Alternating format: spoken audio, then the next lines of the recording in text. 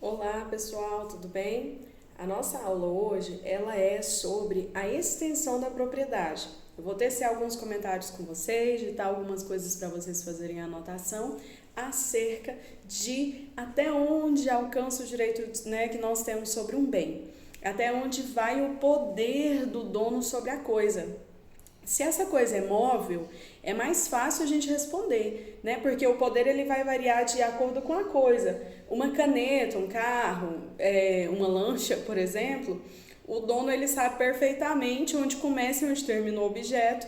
Dessa forma é fácil de identificá-lo no espaço e de saber ali qual a limitação daquilo que te pertence. Eu citei lancha porque eu acabei de ver aqui no meu Instagram que tem umas pessoas aí que possuem lanchas de 3 milhões de reais, né? E a gente falando de um recurso de 600 reais para a população carente no país. Então, realmente, nós vivemos uma discrepância financeira muito grande. Mas se eu sou dona, por exemplo, desse marca-texto, eu sou dona deste marca-texto, né? Eu sei aqui o limite, a existência do objeto, eu sou dona desta agenda, eu sei onde ela começa, onde ela termina, eu conheço a estrutura física aqui, corpórea do meu objeto, certo?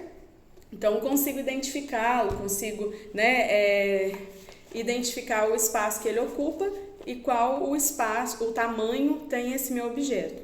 Porém, se nós estamos falando de um imóvel, pessoal, de um terreno, por exemplo, nós vamos surgir alguns problemas, né? E esses problemas diz respeito ao limite vertical. Lembrando aí para vocês, né?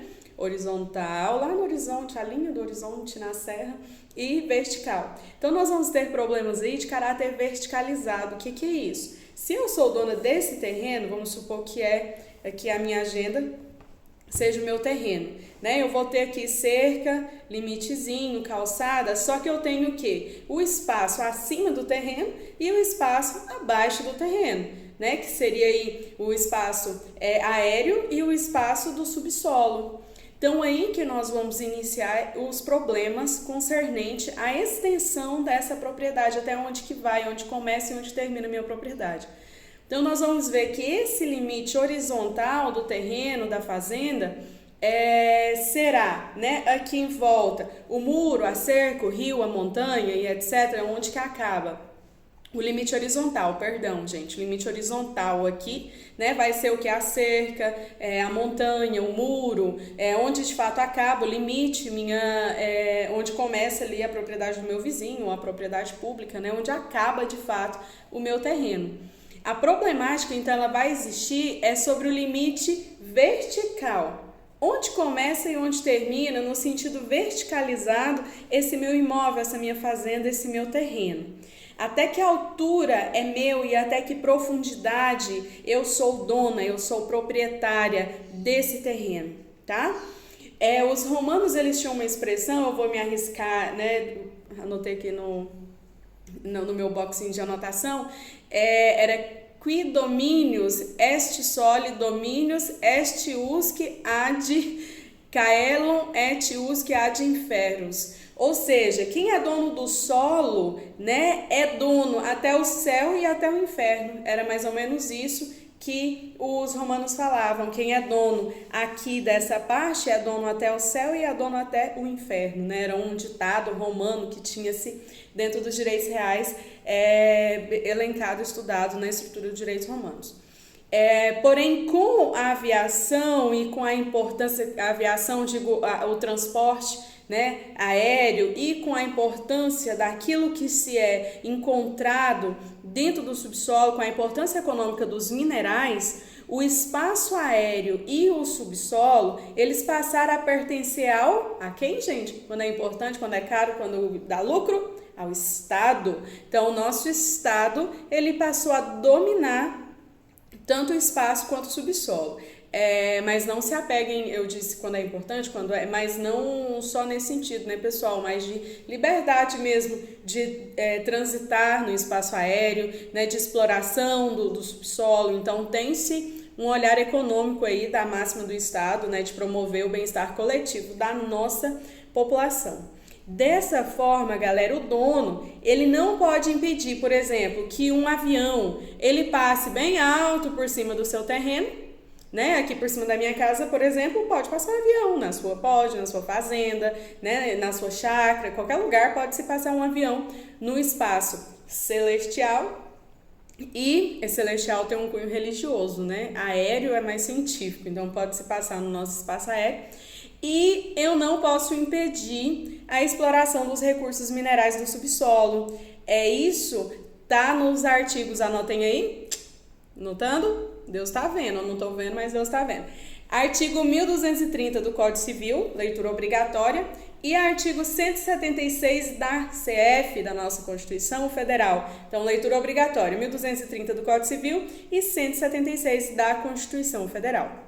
No final, vai predominar, gente, a análise da razoabilidade, do bom senso, da utilidade prática, que está lá no nosso artigo 1229, aí anterior ao 1230 que eu falei para vocês lerem. Já aproveita, gente, sabe, eu já disse isso em algumas turmas.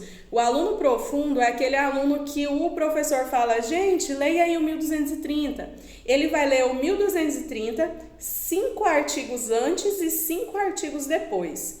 Gente, leiam o 176 da Constituição Federal, ele vai ler o 176, ele vai ler 5 artigos antes e 5 artigos depois. Isso é uma dica de estudo infalível para você se dar bem em todas as matérias e você ir contextualizando aí o seu estudo. Então, anotem a dica aí, ó, gratuita no meio da aula. Tem gente que cobra por isso, né? Os codes aí. Então, no final vai predominar a razoabilidade, o bom senso, a utilidade prática, que vocês podem ler lá no 1229 do Código Civil, né? Que nós vamos usar as expressões úteis ao exercício, né? Que está lá no artigo 1229, e interesse em impedir. Então, de modo que o proprietário, ele não pode impedir, por exemplo, que o metrô passe por debaixo do seu terreno, né? Mas ele pode impedir que o vizinho construa uma garagem por baixo da sua casa. Isso é o quê? Razoabilidade, né? O interesse coletivo público de um metrô não pode ser superior ao meu interesse do meu terreninho, do meu lotezinho. Já o interesse do vizinho em ter uma garagem de subsolo para coleção de 8 carros dele não pode ser maior que o meu interesse privado. Nós estamos ali iguaizinhos, vizinhos, lotezinhos, todo mundo privado, pagando IPTU, legalzinho. A gente não tem esse tipo de direito. Então, quando é o coletivo, razoabilidade, né, utilidade prática, toda essa questão vai sobrepor sobre o meu interesse privado. Já quando é privado ali, aí a gente vai respeitar as regrinhas de vizinhança que nós vamos estudar mais adiante, certo? Então, vamos lá. O proprietário, por exemplo, né, caminhando aí na nossa coleção de exemplos, ele não pode impedir o sobrevoo de um avião lá no alto, mas ele pode impedir voos rasantes sobre a sua casa. Que drones, por exemplo, invadam a minha propriedade rural, propriedade urbana, muito baixo, né, que pode atrapalhar aí alguma atividade que eu desenvolva, né, até plantações, causar risco aos animais, alguma coisa nesse sentido. Aviões, por exemplo, gente, de pulverização, né, tem que ter um respeito com a propriedade alheia, não pode pulverizar em espaço quando acontece, como, por exemplo, um acidente que teve em Rio Verde, né, chamam de acidente por educação, mas na verdade é uma tragédia criminosa, onde o pessoal de uma empresa agrícola pulverizou veneno, né, em cima de uma escola rural, causou contaminação de vários estudantes e isso tem-se a limitação, né, até uma certa altura ali, daquilo que pode me atrapalhar, me prejudicar ou até mesmo impedir alguma atividade que eu desenvolva dentro da minha propriedade, ok? Limitação da propriedade. Como nós sabemos, né, a lei ela limita ali o direito de propriedade, que apesar de a gente falar ele é absoluto, ele se estende, tem aspecto de perpetuidade, ele já não é mais tão absoluto assim, né? Ele é quase absoluto, meio absoluto, semi-absoluto, já não tem mais uma característica de absolutismo pleno. O nosso Código Civil antigo, salvo engano, no artigo 1520, não, depois mudou, artigo 527, no Código Antigo, ele considerava a propriedade, né, como um direito ilimitado no nosso Código de 1916, né, na análise do Klaus Bevilacqua, ele considerava o direito de propriedade ilimitado, tá? Acredito que é no 527, mas não interessa, né, Código Antigo, só a termo de estudo comparado e de evolução legislativa mesmo. Porém, o nosso atual código, como nós já estudamos em sala, né, ele entende, percebe, e os civilistas atuais concordam com isso, que a propriedade ela precisa cumprir uma função social. Então, por exemplo, que nós acabamos de ver, né, que os minerais do subsolo pertencem à União, que o espaço aéreo tem que haver uma razoabilidade na sua utilização, mas que é de utilidade pública, todo mundo pode, né, viajar, fazer circulação aérea aí. E nós vamos ver que o direito de propriedade sofre outras limitações também. Inclusive, nós já falamos sobre algumas delas na aula passada. Hoje é só mesmo a termo de complementar o material aí de vocês, de fazer um aprofundamento teórico, né? Nós não somos rasos em nenhum sentido, aqui a gente busca profundidade, uma construção teórica cada vez mais profunda dentro da nossa disciplina. Então, o primeiro grupinho de limitação que eu trago para vocês, que nós já até anotamos algumas coisas na aula passada, é chamada de limitação legal, né? Ela vai existir aí em respeito ao interesse da sociedade, gente, sempre interesse, supremacia da ordem pública, né? Coletividade, sobrepondo ao interesse privado. Essa limitação legal, ela vai se dar por força das leis aí do direito privado, né? As principais que nós podemos anotar aí são o direito de vizinhança, que nós vamos estudar em breve, né? Por força das leis do direito público, por exemplo, desapropriação, requisição para as eleições, como vocês já anotaram no material passado, segurança nacional, das fronteiras e tal, tombamento para manutenção do patrimônio histórico, urbanização, leis ambientais, né? Matas ciliares, proteções de reservas e tudo isso, e a questão da função social e da exploração dos minerais que nós acabamos de ver, né, e que vocês irão ver de um modo muito profundo, assim espero, né, que vejam, que a ementa seja cumprida, dentro das disciplinas aí de direito administrativo, direito constitucional que já viram, direito eleitoral, né, então eu chamo a atenção de vocês, anotem aí, um minuto para anotar, fazer a leitura do parágrafo 3º, parágrafo 4º e parágrafo 5º do artigo 1228 do nosso famoso Código Civil, certo? Parágrafo 3º, 4º e 5º do artigo 1228. Nas limitações privadas, vai existir sempre, anotem aí também, grifem, tudo caps look, né? Elas vão existir com base na reciprocidade, galera. Então, é o respeito mútuo, né? A vivência com base numa urbanidade, nas relações de respeito mesmo entre as pessoas, para mantermos uma sociedade harmônica e cada vez com menos conflito, né? Isso pelo menos é a nossa ótica constitucional sobre a nossa estrutura social, mesmo que isso na prática às vezes não acontece, o nosso ideal, né, é esse. Então essa reciprocidade aí, por exemplo, um vizinho que tem que respeitar os limites ali da propriedade do outro e vice-versa, né? Já as limitações públicas, elas não têm uma base na reciprocidade.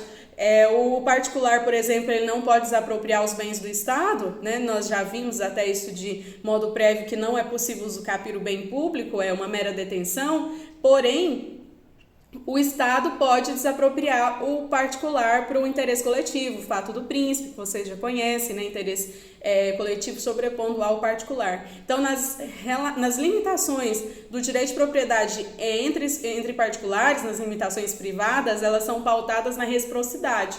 Então, você respeita o meu, eu respeito o seu, e assim a gente vive de maneira harmônica. Nas limitações públicas, não é uma reciprocidade, porque às vezes o que é bom para a coletividade vai me afetar, né? Eu vou ter que remover minha plantação, vou ter que construir minha indústria em um setor industrial, vou ter que fazer alguma remoção ali, que vai talvez me afetar, mesmo que eu vou ser indenizada e tal, mas que é bom coletivamente. Então, nas limitações da propriedade, nas limitações privadas, elas são pautadas em uma reciprocidade.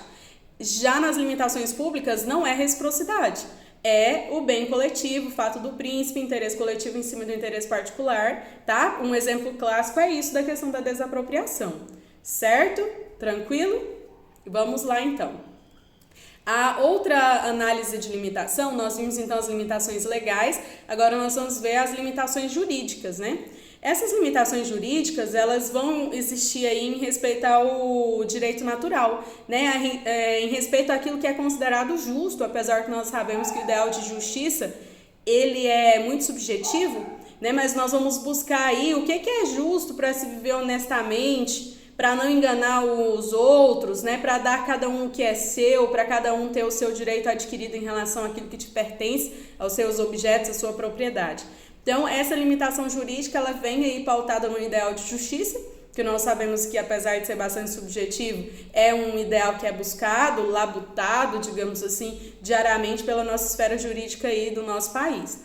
Alguns exemplos dessa limitação jurídica, nós podemos ver, por exemplo, o abuso de direito, que nós podemos visualizar lá no parágrafo 2º do artigo 1228, juntamente com o nosso 187 da Constituição Federal, a questão da desapropriação privada, que está no artigo 1258, 1259, então são coisas que acontecem aí buscando um ideal de justiça, né? Então são limitações jurídicas, quando por meio de uma decisão judicial é concedida uma desapropriação, uma reivindicação de posse, né? Alguma coisa nesse sentido ali, buscando o nosso ideal de justiça, que às vezes utópico e lúdico, mas é norteador das nossas ações judiciárias, certo?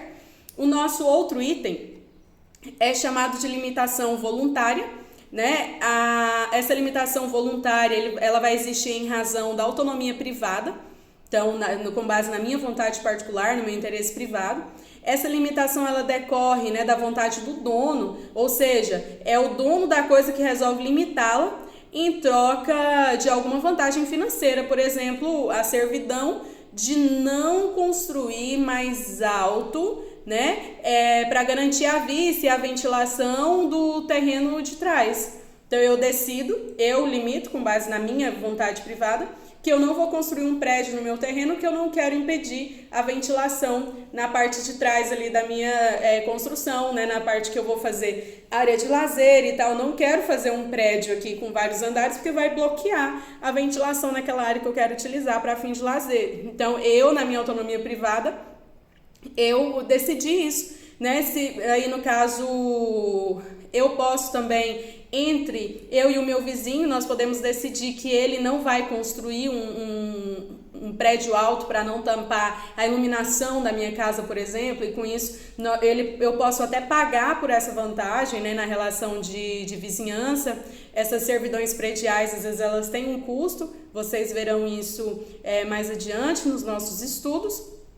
O dono da coisa, ele pode também limitar aí a propriedade por motivo de ordem pessoal, por exemplo, herança com inalienabilidade, né, que eu deixo para você, mas você não pode vender. Lá no nosso artigo, salvo engano, 1911, 1910, dei uma lida por lá, fala dessa questão do impedimento da alienação do bem deixado em herança.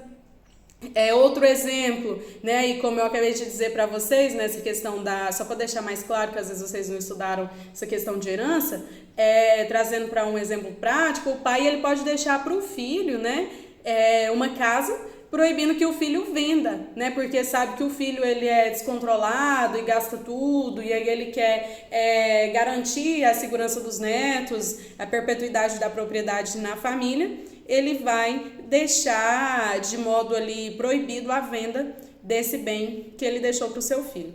Certo, pessoal? Então, nós vimos aí que a propriedade, no que diz respeito à sua observação horizontal, os seus limites serão físicos, né? E aí será o muro, a cerca, a montanha, o rio, né? Aquilo que impede aqui. No sentido horizontal, nós visualizamos que o espaço aéreo é público, né? Pertence, e desde que, lógico que nós temos, através da nossa Força Aérea Nacional, toda uma organização aí de utilização de rotas, controles de voo, toda essa questão que nós já conhecemos, é público, mas não é bagunçado, né? Tem uma organização, e que o subsolo, a exploração não pode ser impedida, então mesmo que é meu, eu não posso impedir essa utilização mineral, com base no bem-estar coletivo, né, no que é melhor para a coletividade. E que as limitações elas existem tanto na esfera legal, como nas limitações jurídicas, como nas limitações voluntárias. Então, nós encerramos a nossa análise de hoje, tá? Vou deixar uma leitura complementar para vocês aí no Moodle, para que vocês complementem os estudos de vocês, e até a nossa próxima aula com a nossa próxima temática. Um beijo, pessoal, bons estudos!